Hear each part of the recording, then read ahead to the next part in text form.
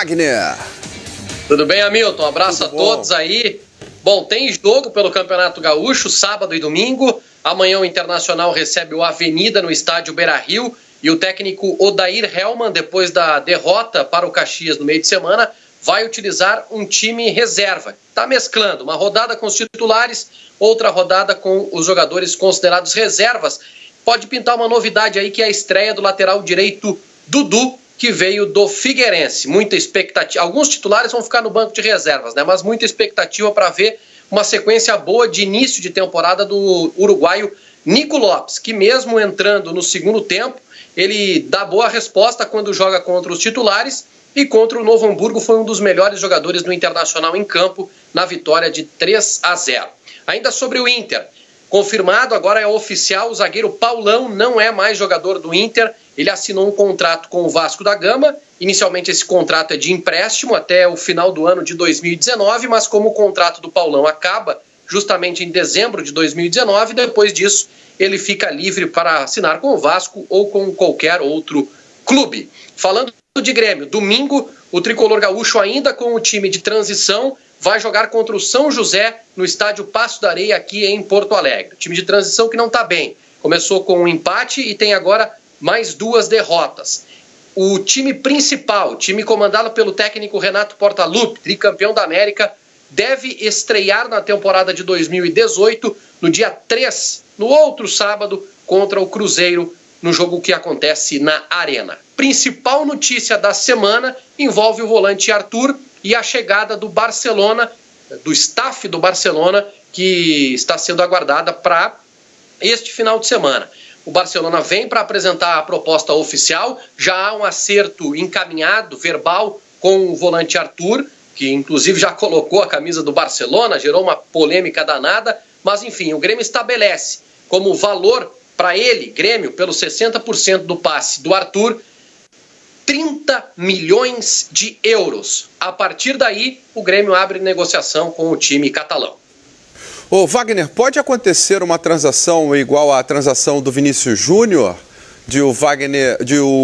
o Arthur ficar no Grêmio por um período e aí só depois desse período ir para o Barcelona, ou não? É para ir embora agora já? Não, ele não vai agora, até porque não pode jogar no Barcelona neste momento. Ele só pode jogar a partir da metade do ano, da janela de transferências de verão europeia. Então o Arthur, ele pode ser vendido agora, o que deve acontecer aí nos próximos dias, e depois, na metade do ano, é que ele pode ir para o Barcelona. Mas o presidente Romildo Bolzan Júnior tem a esperança de segurar o jogador até o final desta temporada. Mas isso ele não pode garantir, e ele mesmo colocou pra gente aqui no Bom Dia Fox na quarta-feira pela manhã. Legal, obrigado ao Wagner Martins trazendo informações da dupla Grenal. Quando eu disse ir embora agora, seria no meio do ano mesmo, que é quando há essa possibilidade. Bom, 30 milhões de euros é uma pedida bem salgada, né? Mas começa a negociar daí pra frente. Mas é importante ressaltar que o Grêmio tem só 60%. Eu acho que é justo. Eu acho que é justo o Grêmio pôr um valor pelo um atleta valorizado e que tem mercado. Agora esse menino, ele é brilhante. Se ele repetir com a camisa do Barcelona os jogos que ele fez com a camisa do Grêmio nessa Libertadores, é jogador para jogar 10 anos como titular no Barcelona. Ele realmente é diferenciado. É mesmo, Edmundo? Tem esse... Muito bom tecnicamente, dá uma dinâmica do jogo. E aí você vê o Grêmio, você via o Grêmio com ele, e aí nesse jogo aí, nesse lance ele se machuca. Não sei se é exatamente nesse lance. Foi nesse lance. Mas ele houve se machuca. Um contato ali muito pequeno, ele se machuca. Aí ele sai jogou. Aí ele sai do jogo. O Grêmio some. E aí ele não joga o Mundial, né? Ele não joga o Mundial e o Grêmio perde muito sem a qualidade dele. É um jogador super importante nesse meio campo do Grêmio. O que é, né? Todo mundo achava que o Luan ia primeiro, né? O Luan era a bola da vez para ser negociado e tal, e aí aparece o Arthur, né? E o Luan pode sair por um preço bem menor, né? Porque o Luan, ele renovou o contrato para baixar a multa. Então, 20 milhões de euros você leva o Luan. Mas o Luan tem um problema. Você é um jogador, você é um dirigente de um time europeu. Você prefere pagar 30 milhões e levar o Arthur ou 20 milhões e levar o Luan? Eu? Depende da necessidade. O jogador que não, mas o Zinho, em off aqui, estava falando de um outro jogador, não vou citar o nome, que não sabe de que posição o jogador joga. O Luan tem esse problema. Que posição que ele joga? Ele não joga pelo lado, ele não é centroavante, ele não é aquele meia clássico, né? O meia habilidoso. O Renato ou o Roger, se a gente quiser ter boa vontade, ou o Roger ou o Renato, arrumaram uma maneira que se adaptasse melhor ao Luan, ao craque do time, e aí ele foi destaque. Mas na Europa, né, nos grandes clubes da Europa, você precisa ter uma posição definida. Mas isso é um problema, Edmundo? Eu estou voltando no tempo aqui, eu fiquei pensando no Leivinha, porque é um outro tempo, assim. Você jogava como 2 atacantes, né? Leivinha e César. O Leivinha chegou a jogar de centroavante. Aí eu fiquei pensando até na sua posição. Pra mim, você era um ponta de lança. Você não era um ponta direita.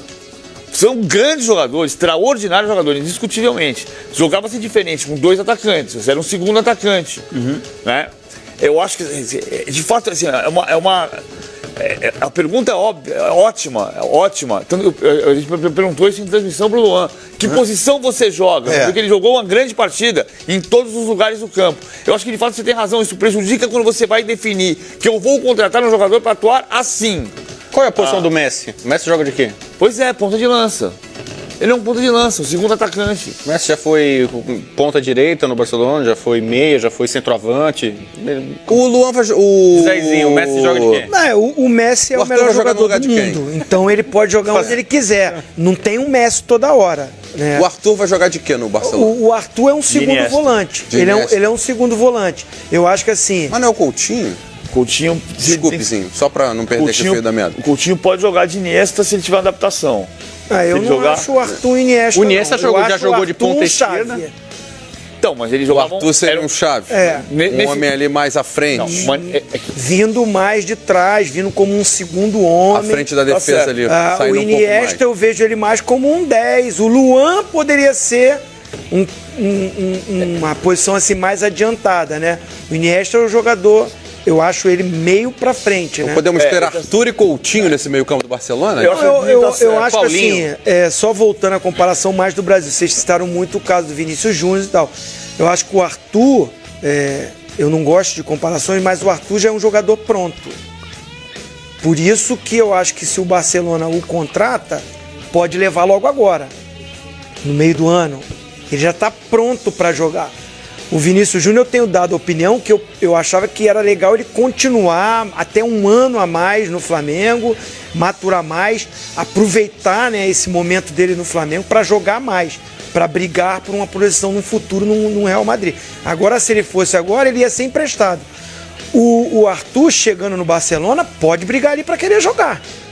Eu acho que tá certo a comparação do Xavi. O grande time do Barcelona era Busquets, Xavi e Iniesta. Características diferentes, mas eram os dois meias, né? Pode jogar os dois ali. Claro. Ele é mais Xavi mesmo, de fato, como mais o segundo, mas ele é um segundo homem de meio campo, ele não é nem o primeiro volante. Eu fui nessa comparação do Edmundo, no seguinte, assim, se você olha pro Arthur, eu contrato o Arthur sabendo aonde eu vou utilizar ele. O Luan, para ir para um futebol europeu, ele vai ter que mudar um pouco a característica dele, se adaptar mais a essa obediência tática. Aqui no Brasil, no Grêmio, ele é o craque do time, então ele tem uma liberdade dentro da equipe do Grêmio. Ele ora tá como um atacante, ora ele vem como um meia ali, ele se desloca, ele vai na direita, ele vai na esquerda, ele tem uma liberdade de flutuar no campo, porque ele é um diferenciado dentro do nosso futebol. Agora ele vai para a Europa, ele vai ser mais um dentro de uma constelação, de um time como um Barcelona, né? Então ele tem que encontrar o espaço dele. É bom, eu vou brigar nessa posição aqui. Ele não vai ter essa liberdade toda. Com certeza. Bom, daqui a pouco tem Libertadores, logo após o Central Fox, a gente vai ficar com as emoções da definição dessa primeira fase. Semana que vem tem estreia de brasileiros, tem Vasco e tem a Chape. E o Flávio Vinick está acompanhando a preparação da Chapecoense.